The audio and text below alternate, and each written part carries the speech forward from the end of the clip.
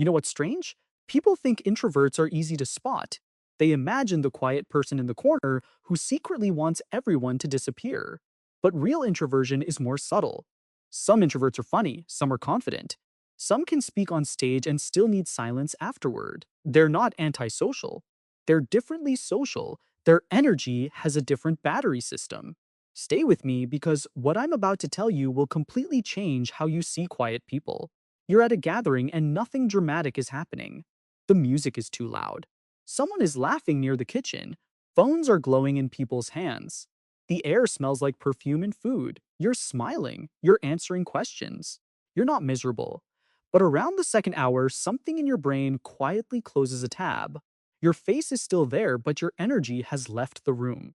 You start looking for a calm corner, a bathroom mirror, or one real conversation instead of 10 little ones.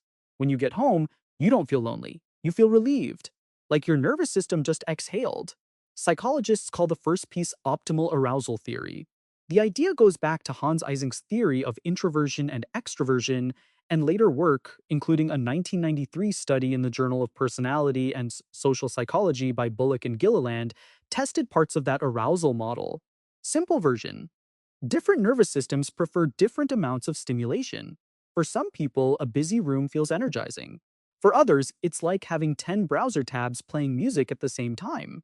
Sign 1 is that socializing can drain you even when you like people. You enjoy them. You just hit your stimulation limit faster. Sign 2 is that you need decompression time after interaction. Not because you regret going, but because your mind has been processing voices, faces, tone, timing, and your own responses. Sign 3 is that you prefer depth over variety.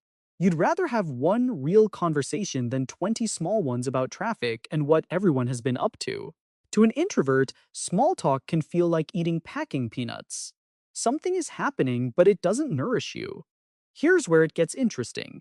Introversion is not the same as fear. It's often about stimulation, not insecurity. That's why an introvert might be calm on stage if the role is clear, but exhausted by casual mingling where everything is unpredictable. A speech has structure, a party has chaos. The second psychological layer is reward sensitivity. Research by Richard Depew and Paul Collins, published in Behavioral and Brain Sciences in 1999, connected extroversion to dopamine systems involved in incentive, motivation, and reward. Dopamine isn't just a pleasure chemical, it's more like the brain's go toward that signal. So, sign 4 is that you don't always chase the room's reward. When everyone is competing to be noticed, you may not feel the same pull. You can enjoy attention, but you don't need it as fuel. Sometimes being watched feels like someone turned the lights too bright. Sign 5 is that you think before you speak. Not because you have nothing to say, but because your thoughts go through a private editing room first. You're not slow, you're layered. By the time you speak, you've considered 3 versions of the sentence and whether the point is worth saying. Sign 6 is that people mistake your calmness for disinterest. You may be fully engaged, but your engagement doesn't always perform itself loudly. You might be listening intensely, remembering a detail they said last month, and still someone says, "You're so quiet." They're describing your outside, not your inside. The third layer is sensory processing sensitivity. And no, this doesn't mean every introvert is highly sensitive, but there is overlap. Elaine Aron and Arthur Aron published a 1997 paper in the Journal of Personality and Social Psychology on sensory processing sensitivity and its relation to introversion and emotionality.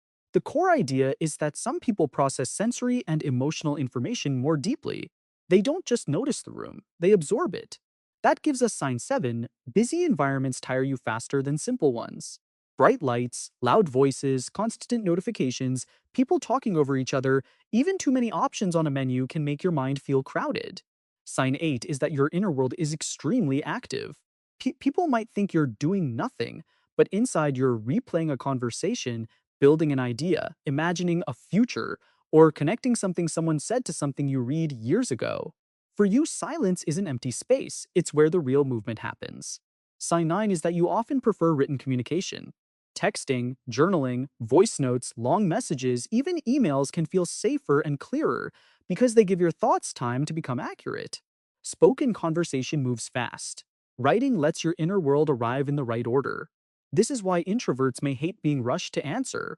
What do you think? Sounds simple, but your brain may need a moment to search the whole library. The fourth layer is solitude as emotional regulation. A 2018 study by Thuy Nguyen, Richard Ryan, and Edward Dexai in Personality and Social Psychology Bulletin found that solitude can have a deactivation effect, lowering high arousal emotions. Translation: being alone can turn down the volume, not just sadness, not just stress. Even excitement can soften into something more manageable. So, sign 10 is that solitude doesn't feel like punishment. It feels like returning to yourself. You might crave a quiet walk, a solo coffee, a long drive, a room where nobody needs anything from you. And when you get it, your personality comes back online. But here's the uncomfortable truth: sometimes what looks like introversion isn't introversion, sometimes it's protection. For some people, this isn't peace, it's hiding.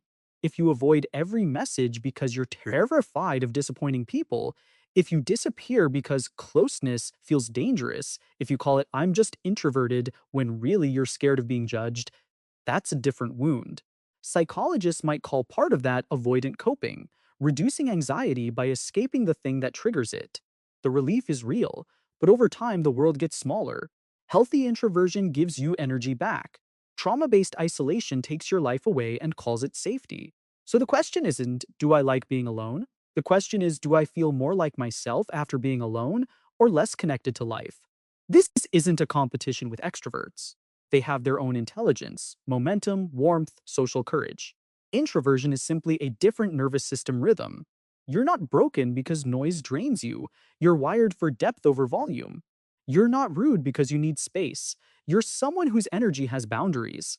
You're not boring because you don't perform every thought out loud. You're internally rich. You're not antisocial. You're selectively social. You may just reserve your warmth for places where it can land. Introverts remind the world that presence doesn't always announce itself. Some people enter a room like fireworks, others enter like a candle, quieter, yes, but still capable of changing the atmosphere. So don't use the label as a cage, use it as a map. A map that tells you where your energy goes, what restores you, and why you've always felt different in rooms everyone else seemed to survive easily. The world will always praise the loud signal, but not every meaningful thing arrives loudly. Some truths need silence to become clear. Some people need quiet to become themselves. And maybe your softness was never the problem. Maybe it was the proof. If this hit home, subscribe to the Psyche Code. And if this resonated, you'll probably love the next video on why quiet people suddenly become funny.